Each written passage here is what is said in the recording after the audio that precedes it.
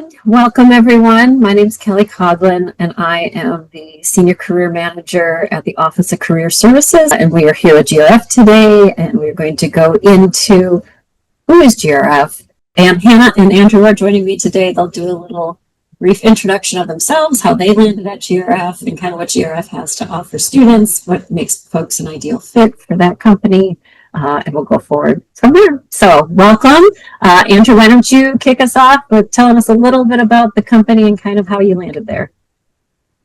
Yeah, well, good afternoon, everybody. It's a pleasure to be here with you, Kelly. Thanks for setting this up, and good to see everybody from the Costello College of Business. I'm really excited to share a little bit about myself, about the accounting profession in general, and then the firm I work for, which is GRF CPAs and Advisors. I am joined by Hannah today. She's a colleague of mine. I know she's just as excited as I am. I know my career path is a little unorthodox, but honestly, it's probably not that different from many others. When I graduated high school, I really didn't know what I wanted to do with my life. Who does at that point, right? I knew business school was probably the track I wanted to take, but beyond that, I really didn't have a solid plan. I had no cement goals for my future or my life. I knew business law was interesting to me. Accounting was interesting, information systems. It was just so hard to narrow it down to choose an actual major.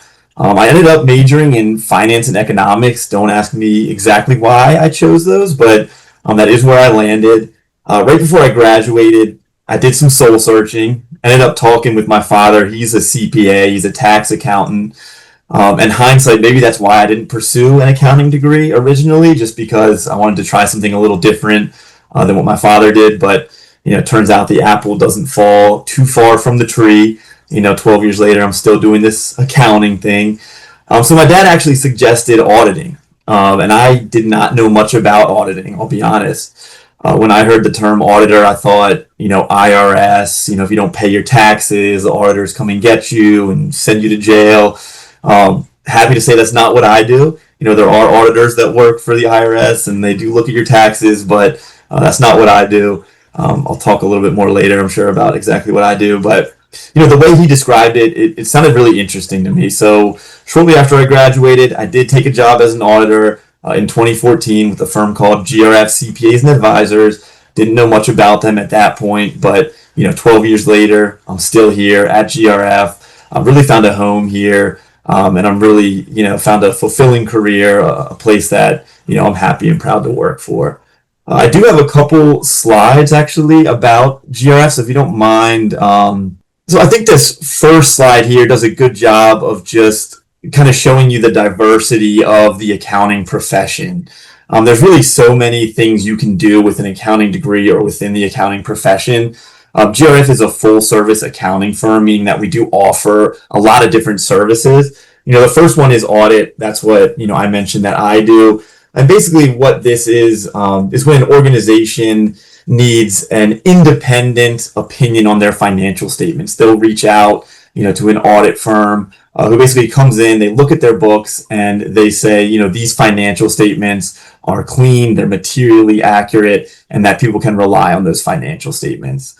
That organization can then use those financial statements to give to a bank or investors or potential donors, and those people can feel comfort knowing that an external party has verified that information. We do offer tax and nonprofit tax services as well. This is kind of more traditional. When you think of an accountant, we do personal tax, corporate tax, and nonprofit tax services. Then we have outsourced accounting services as well. This is Hannah's department, so I'm sure she'll talk in a little more detail about this. But, at a high level, an organization with a large staff, they might employ their own accountants, their own bookkeepers, their own CFO. But some organizations choose to outsource that function. So they'll actually contract with us to perform that function for them. And there's different levels of outsourcing. Sometimes we just do bookkeeping for them. Sometimes we actually do more of like a CFO role where we're actually making strategic decisions for those organizations. We also have a risk and advisory services department. There's really a lot that falls under this umbrella. A focus is ERM, enterprise risk management. So we help organizations identify and really catalog the risks that their organization is facing. We then look at their risk appetite. We help them rate these risks, how how probable is it that these risks are going to happen? And if they do occur, how severe would the impact be? And then ultimately, we help them come up with a plan to address these risks. These risks could be anything from succession planning, what happens if a key employee was to leave. It could be, IT, information systems, cybersecurity. That's a big hot topic these days. It could be something like cash flows, helping them monitor their cash flows to make sure they have cash to meet any needs that come up. Or it could be something like diversification of donors and revenue streams.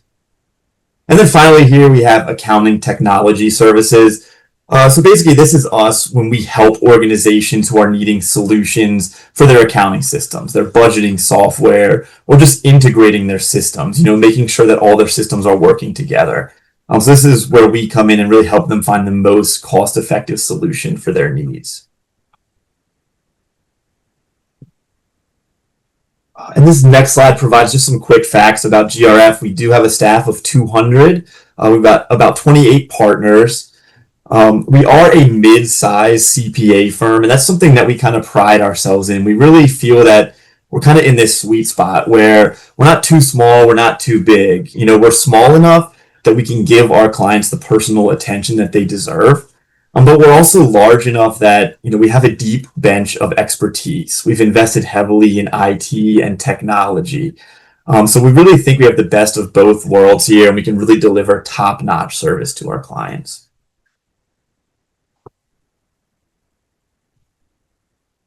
We are located in Bethesda, Maryland. We have satellite offices in Baltimore, Maryland, as well as New York. And no conversation about GRF would be complete if I didn't mention the domestic and international travel opportunities. And I think that makes GRF somewhat unique in the accounting world. We do serve a lot of clients in the DC metro area. Our focus is really nonprofits, at least in the auditing side of the house. But we do have clients throughout the country as a whole. And a lot of our clients actually have international operations as well.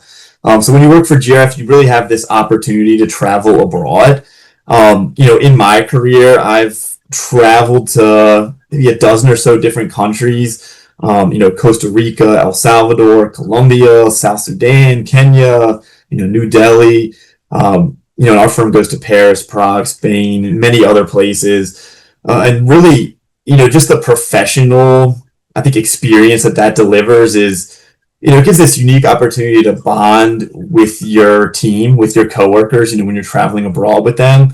It also gives you this unique experience to really get closer with your clients. You really get a feel of, the mission that they're doing, what they're doing, how they're doing it.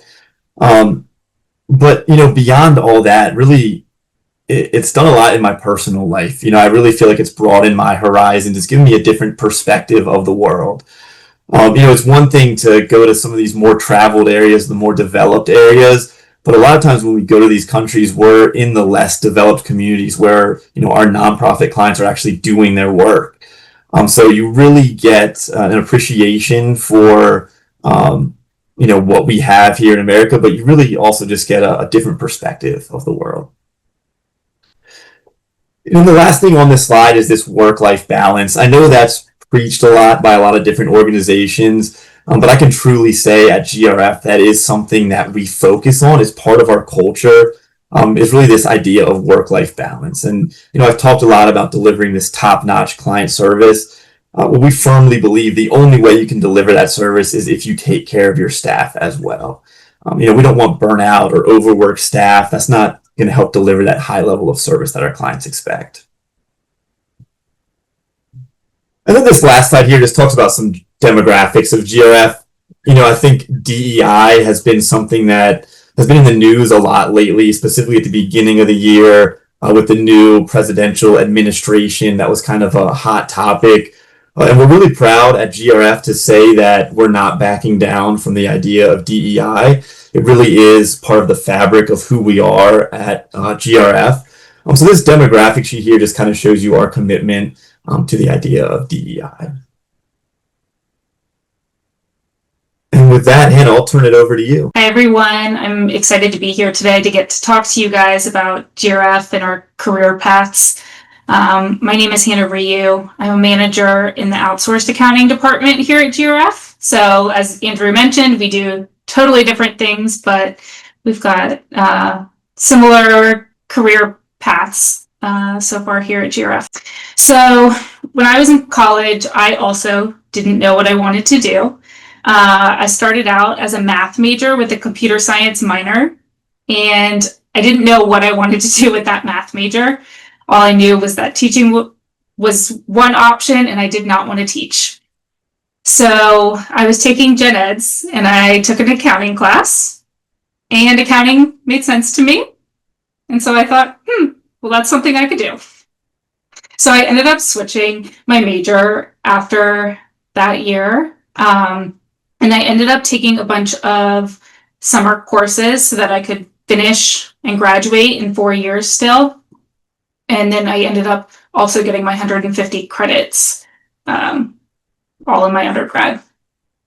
So I went to a small university. I went to Bridgewater College, and we didn't have our own career fair. So I went to James Madison University and snuck into their career fair. It was open. And I actually met GRF there. I talked to a lot of firms, and I knew that I did not want to be at one of the big four, and that I wanted a smaller to a more mid-sized firm. So I was sold on GRF. I remember calling my mom after and saying, there's this one firm that I really want to work for. She remembers that. So it's a full circle moment now to go back to career fairs and be able to be in that position. But at that point, I still didn't know what area of accounting I wanted to go into.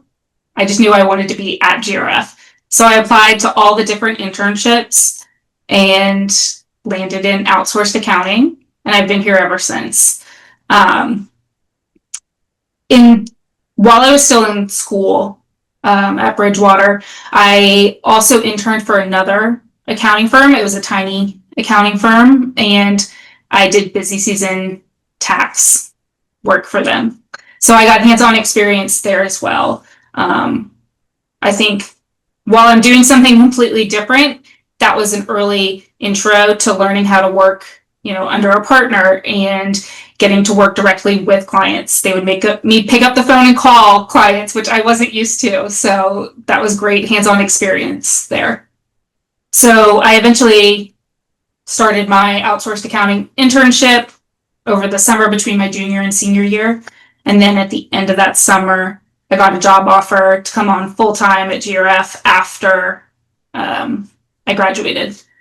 And so that's where I've been ever since. I've been with the firm now over 6 years full-time. Wow, I love that too. And obviously we do career fairs on campus a couple times a year. And I also took summer classes to get graduated in 4 years.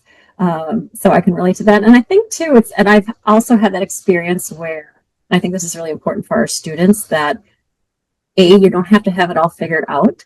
Like sometimes the company culture just really speaks to you. And so you think in your head, I just want in, and I don't care at what level. And I did that after my master's degree.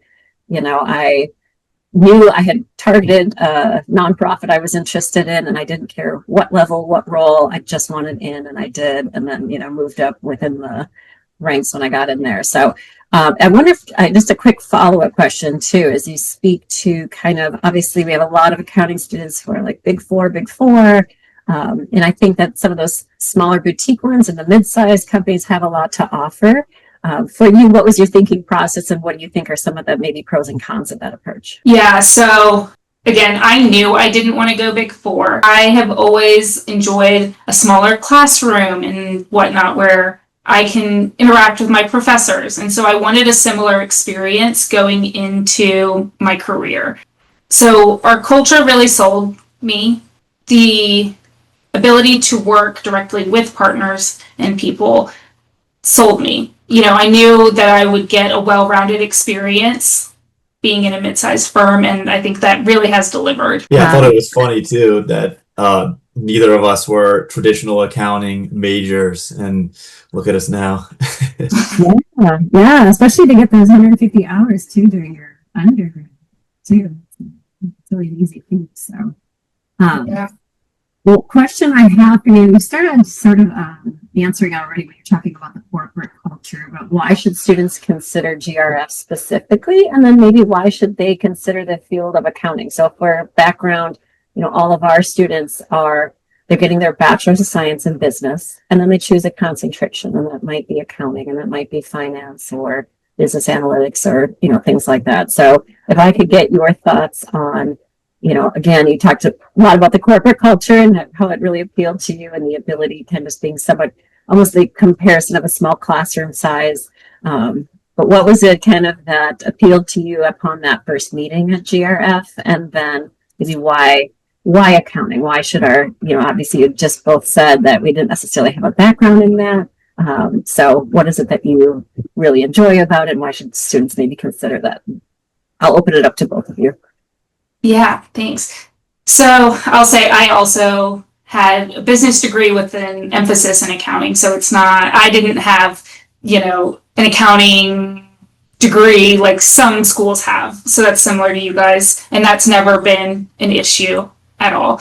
Accounting really is a skill. And so you're always going to have a job no matter what. And it's an area where you can continue to learn and grow. And there's so many different areas of accounting. Like Andrew was mentioning, we're a full service accounting firm. And so we've got audit, we have tax, we have outsourced accounting, and several other areas. So there's so many things that you can do. Even if you don't enjoy one area of accounting, like Andrew, sorry, but audit's not my thing. So there's different things that you can do. And there's also the different niches that you can get into. So GRF, we're known for nonprofit accounting. We're also working a lot with government contractors now. Some firms specialize in healthcare. Some work with franchises. So there's so many different things that you can do. You can work for public firms like us, or you could work in-house. So the options are endless in accounting. So that's why accounting, I think. But there's also there's a high earning potential in accounting that I think a lot of people don't realize. And because there's so many different areas and things that you can do, there's also such a big career path for where you can go. And I would... All right, I just know there's a question in the chat here that's sent directly to me. What should we weigh when we're deciding between tax and advisory? I think it's really going to be personal preference. So between all of the different things, I would say each area of accounting is going to have their own busy seasons. So even outsourced accounting, we have a busy season. So I think that's going to be slightly inevitable. But it's really going to be preference. What do you enjoy doing? And that's where I think internships are a really good opportunity to get a feel for things, because what you're doing in your day-to-day job is very different than what you learn in school. So I was going to ask Andrew too. One of the other questions students want to know is kind of like what we can read what a job description looks like, but what does the day-to-day look like for your role? Yeah, I mean, that's a great question. And I think Hannah kind of alluded to it a little bit that, it's very hard to say, what is a typical day for an accountant, just because there's so many different tracks you can take in the accounting world. And it's the wonderful thing about accounting. You do have so many options. And one thing about, GRF, and I'm sure other firms work this way too, but if you start in tax and it's something that you don't really enjoy, but you've proven that you're a hard worker, you're a good team player, you do have the ability to also make a lateral move within the same firm and say, hey, I want to try auditing or risk advisory, and that option can be available to you as well. I think Hannah's absolutely right about the internship and kind of using that to your advantage as well. But yeah, the typical day can just look so different depending on the path you take. If you're a tax accountant, it might look like one thing. If you're an internal accountant for an organization or a nonprofit, it might look like another. As an auditor myself, I kind of tend to want to answer this question through the lens of an auditor. But one of the things that attracted me most to auditing specifically was I really didn't love the idea of the traditional like 9 to 5, like every day waking up, going to the same place, doing the same thing, day after day. And that really, it wasn't exciting for me. And it kind of made me nervous to kind of, sign up for that. So, at GRF specifically, most of our engagements are about 1 to 2 weeks. So that really keeps things fresh. I'm always working with new people, new systems, looking at different types of transactions, working with new nonprofits. They have different missions, just talking to, management of those organizations. How are they achieving their mission? Looking at, economic factors and how that's affecting their mission or global factors or, whether it be political things. It's just always something fresh and exciting. And then that's really kept me engaged all these years. On top of that, I mentioned the travel opportunities. So, some weeks I might just be working from my home office all week. Some weeks I might be on site at our, headquarters in Bethesda. Some weeks I'll be on site at a client in DC or Virginia or New York. But there's also the opportunity for that international travel. So some weeks I might be, in Prague or South Sudan or Kenya or Colombia, something like that. So those have always just really been a highlight to my career. And I can point back to basically all those trips and kind of point out an impactful moment during those trips. I do realize I never actually answered the question about what a typical day looks like. So, as an auditor, ultimately, we are there to give an opinion on their financial statements. So we do look at, a lot of supporting documentation to make sure those financial statements are accurately stated. But clients do look at us as, consultants and advisors in a way. So not only are we looking at the numbers and the documentation, but we have a lot of conversations with our clients. It's a very collaborative process. We look at their internal controls, we look at their systems, and at the close of the audit, included with our audited financial statements, we do include like a report on just ways they could enhance internal controls or improve their efficiencies, or just other best practice recommendations. I mentioned that we're advisors to a lot of our clients. One thing about the accounting world is, I think it has this, I don't know the word, but it's kind of viewed as like maybe a boring profession.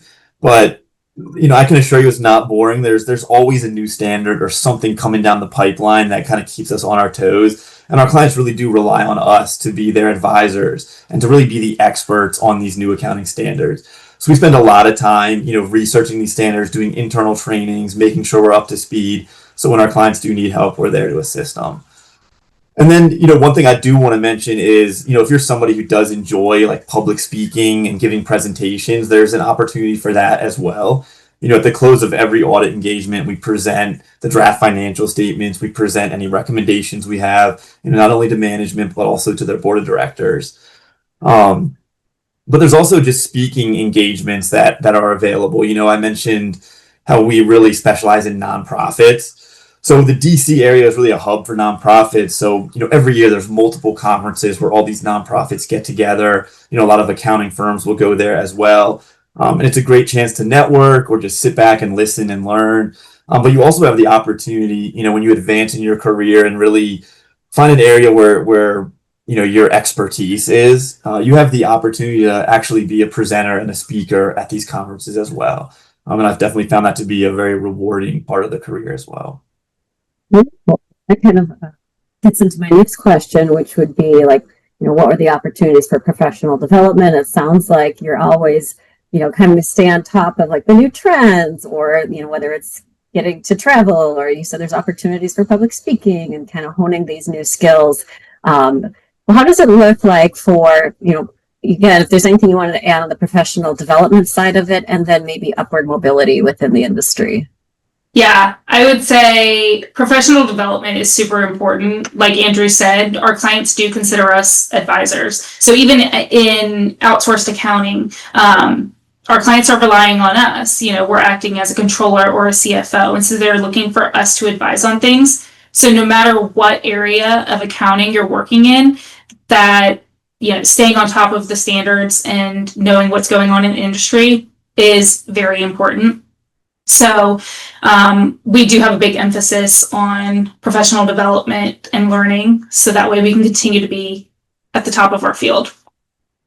But I would say, as far as upward mobility, at GRF, we're a firm that has grown and is continuing to grow, and so that automatically opens up room for career growth. You've got to have somewhere to go. So I would say at GRF, we're not necessarily tied to years of experience for your career growth. Some firms, it's a little bit different, but at GRF, hard work and talent is recognized. Having good, talented people helps the firm to be successful, and so that's the priority of the firm, is to continue to develop people. I feel like the partners above me and other people I work with, they want to do what they can to help me grow, and it shows. We're very supportive of one another. So we have a formal coaching program within GRF, and as well as, the CPE that we've mentioned. We have other things like webinars that are available to the whole firm so that people can continue on their career path development. So I have a partner that is my formal coach within the firm, and so we meet and we talk about my personal career development and what I want things to look like, and I get coaching advice there.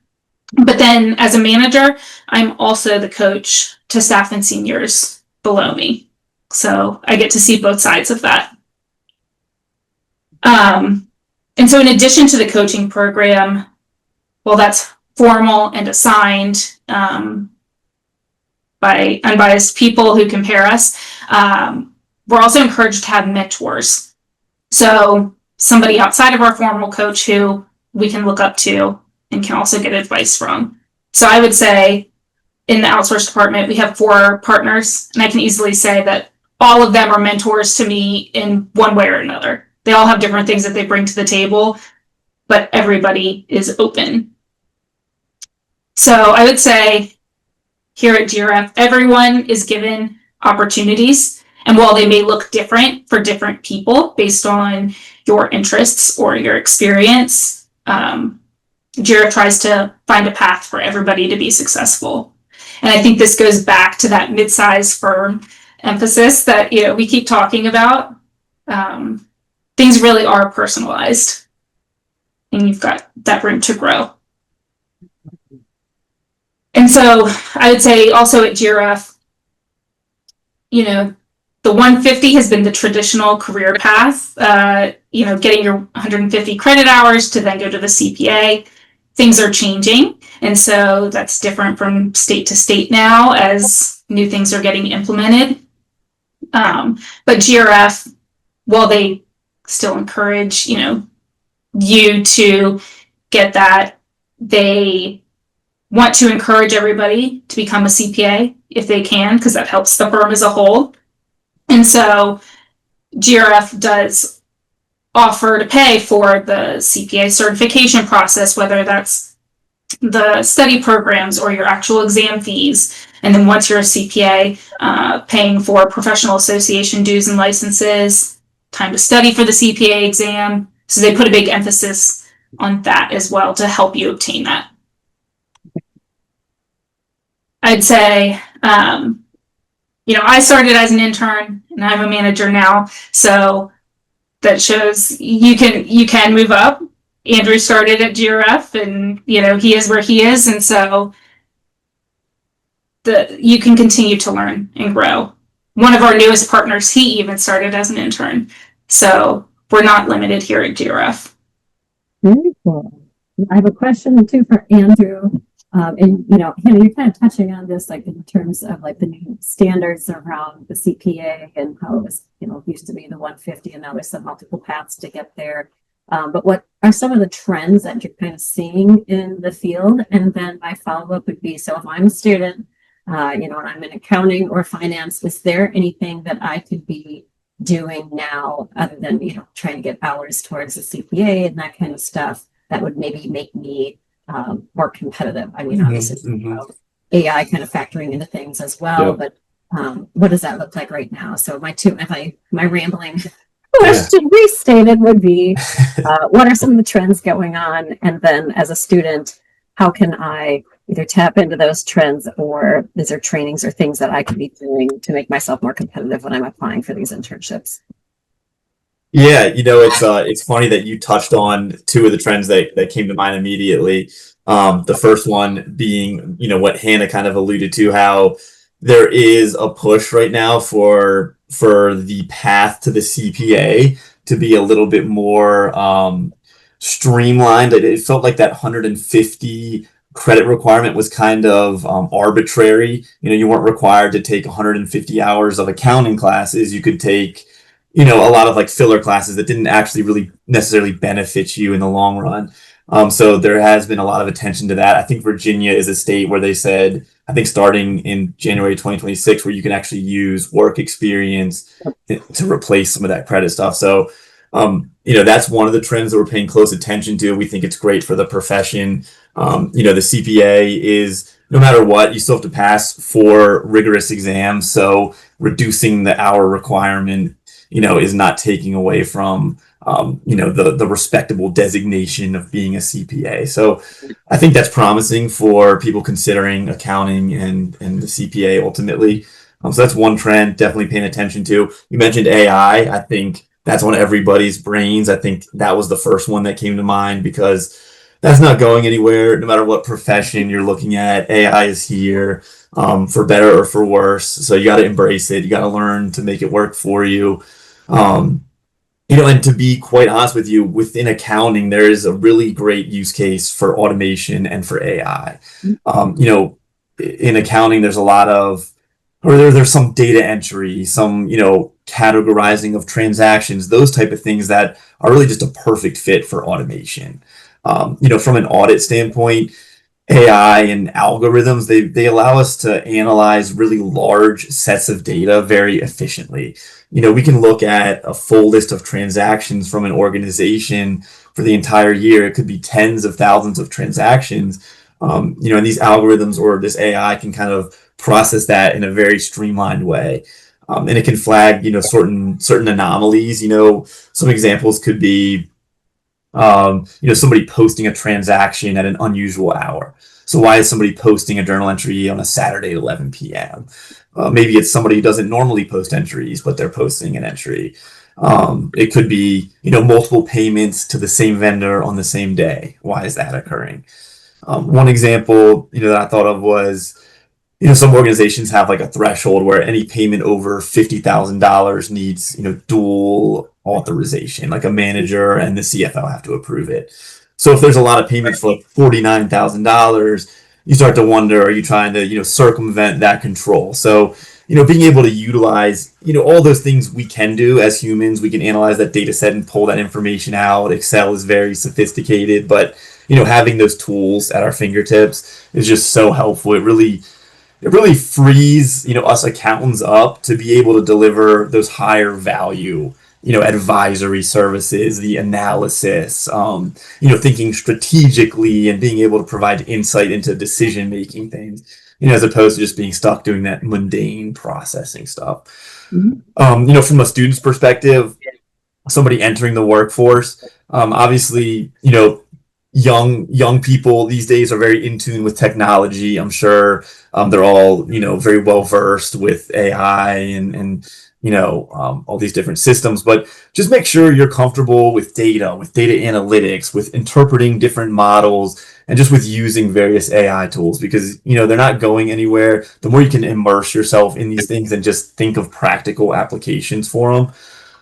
One thing we do whenever we're trying to implement a new tool, especially when it comes to like AI tools, we like to develop like a pilot team that includes people from all stages of the firm. So we'll have, some managers, some seniors, and we like to include, younger new associates as well, because a lot of times they can provide really good insight about, maybe thinking outside the box about, we wanted to implement this AI for this specific purpose, but, a lot of times it's these younger, newer associates who are able to say, well, what about using it for this purpose as well, or instead? So that's something that's extremely valuable, kind of being a go-getter as a as someone new in the workforce, thinking outside the box, and offering, suggestions. One of the things that kind of bothered me when I first started my career was I always felt like I was living in the past. I was, looking at last year's numbers, last year's information. I'm giving an opinion on last year's financials. But as I've kind of matured in my career, I've realized that's really a narrow way of looking at it. Um, Accountants, we're not just crunching numbers, we're not just bookkeepers. We really do have the opportunity to provide insight, strategic advice, forecasting, scenario modeling. And this AI is kind of freeing us up to do those things. One example is like, it's simple, but it's the lease buy decision. If you're an organization, like, do we want to lease that piece of equipment or buy that piece of equipment? It's the accountant's job to put together that cost benefit analysis and say, okay, these numbers tell a story. So if you're able to tell that story, if you're able to interpret the numbers, see the story, and express those insights, you're a very valuable asset to your organization and your team. I had a question come in while you were talking, and they said, other than Excel, is there specific software like Salesforce, or is there something I should be well versed in to make myself, again, just more marketable? Yeah, I mean, any of those Microsoft tools are extremely important. I mean, right now there's such a race to become the next go-to software that it's really hard to put all your eggs in one basket and say, I'm going to be an expert in this one, because you just don't know. It could be replaced in a year, in 6 months. So, it's a great question. Hannah, maybe you can talk about it from the outsourced accounting side of the house. But, from my perspective, I think it's just a general mentality of being open to new technologies, to trying new things, to kind of have that attitude of you're always learning, always growing, kind of thinking outside the box. How can you apply something you already know? Yeah, I think I would echo that. It's just that general openness. So in our outsourced accounting department, all of our clients, more or less, use one tech stack, meaning that they're all on the same softwares so that we know how to use them and we can advise our clients on them. With that, we do have a technology committee where we're continuously assessing new softwares and staying on top of those trends. So while it may be helpful to know certain softwares, a lot of them are more or less similar. And if you know how to use one, you can figure out another. I think some of that just comes with time and experience and getting in there. And at GRF, we're definitely going to train you on these systems that we expect you to be using. So just that general openness is definitely helpful. So going from the student perspective again, so I'm obviously trying to make myself the most competitive for getting an internship at GRF. We talked about maybe some of the Microsoft programs that I could be showcasing on there. And I know I'm sort of asking you to put on HR hats right now, but in terms of how I can stand apart from everybody else who's had the exact same accounting class as I did, is it student groups? Is it, LinkedIn learning sessions I've done? Like, what are some of the things that might help me stand apart from everybody else who was also in my class? Yeah, Kelly, that's a great question. And if you don't mind, I'll start here and I can pass it off to you. I think one of the biggest things is going to be nailing the interview. And I'll be completely honest with you. I know at GMU, you guys have the, if I'm not mistaken, the Student Success Center where, I think students have the opportunity to go in and kind of, do some, they'll help you prepare for an interview or help you kind of run through some questions you might be asked.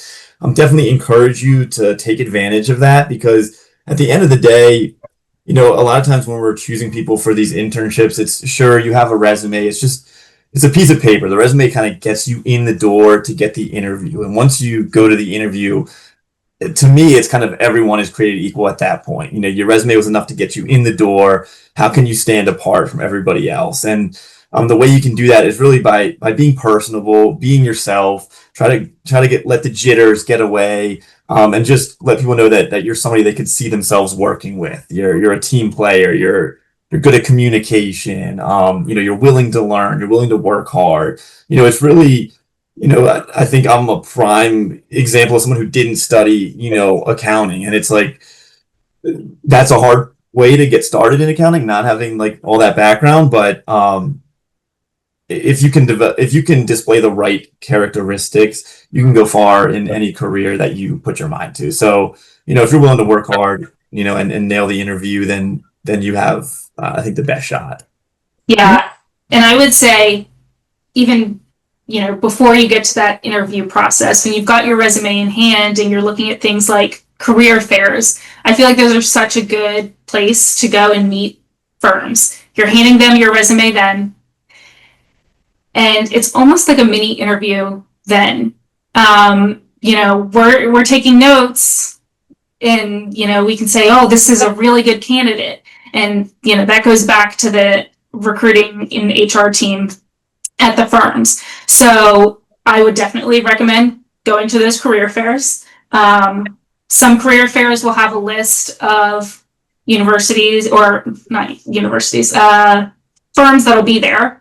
And so if you're able to look at that list in advance and kind of look at the firms that will be there and do a little bit of research and have questions that you want to ask the firm and things that you want to talk about, know your resume, do those practice interviews so that you know what you have to offer and you can sell yourself. So I think some of that goes into, then being able to get the interview and then apply what Andrew mentioned. Yeah, we certainly do mock interviews at our office, and encourage people to go that route. And of course, that's also, speaking of AI, we have some AI tools that'll help you go through interview process too. But I'm so glad you said that too, because what we find more is with a lot of the AI tools, and some of the employers have been reporting this, is the applicant tracking system is no longer screening out as many resumes as it was because so many people are, chat GPTing their resumes, and that gets that through the system. And so what a lot of recruiters and folks are telling us that they're relying on is exactly that, where I met this person, in person at a career fair, or through networking, right? They got in touch with me through LinkedIn, or I didn't just meet them at the career fair, never heard from them again, but they followed up afterwards. And it was sort of that squeaky wheel that made them stand apart. So, okay, last question. And this is, you can each take a turn answering this one.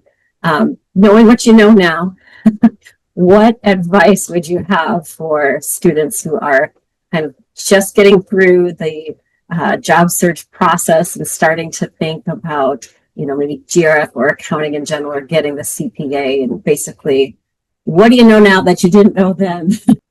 I would say, don't be shy. I was always very shy growing up, and I've had to learn to break out of that shell.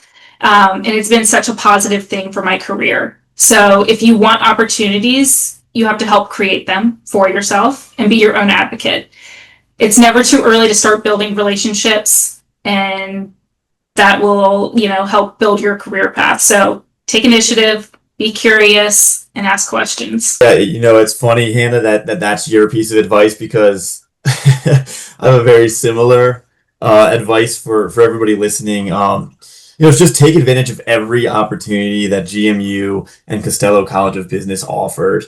Whether that's a career fair, whether that's using that student success center, whether it's an opportunity to give a presentation, whether it's joining a club. Just network as much as you can, meet as many people as you can. Don't be afraid just to get yourself out there. You really, truly never know what doors are going to open, based on what seems like the smallest action. Something that might seem completely trivial or unimportant could change the course of your life forever. The one thing you can be sure of is if you don't take action, those doors won't open for you. So just take action. Don't watch and wait. Be proactive, be engaged, get involved. Obviously, anyone that's listening today, thank you for joining us. Sounds like you've probably already embraced this mentality. Just continue to take advantage of everything that you can. Keep that mindset, not just in your college career, but also, as you move to post-college and in your professional career as well. That. And then, so, kind of another scenario that students end up, at what point in my college career, let's say I'm working on a 4-year degree, do I start, reaching out to firms? We talk about kind of that sweet spot sometimes of the internship that leads to the full-time job, Hannah, so that was kind of your path. So what advice would you have? Like, what could I do as a freshman, sophomore versus, junior, senior? I would say it's never too early.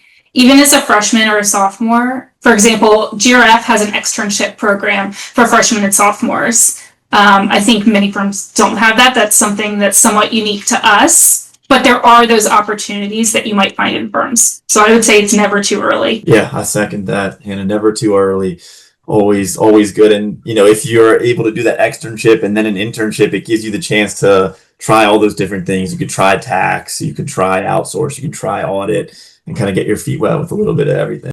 Well, I sure appreciate your time. Opportunities that you might find in firms. So I would say it's never too early. Yeah, I second that, Hannah. Never too early.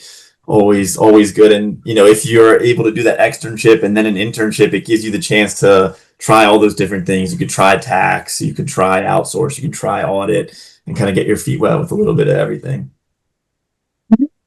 Well, I sure appreciate your time. We had some good questions in the chat as we were going along here. So I think that, I'm going to sign up for GRF just because the travel alone sounds so appealing. But that's amazing. Some amazing opportunities there. And I just love, again, the insights into, again, the small to mid-sized firm versus the big four. What are the advantages? And then kind of the insight. Also, not every organization does all, like there's some that just focus on audit and there's some that just focus on tax. And so it's kind of neat to have an organization with a great company culture too that does both sides of that. So I just want to thank everybody for joining us. Thank you guys for your time. I really appreciate it. Yeah, thanks for having us, Kelly. Really appreciate it.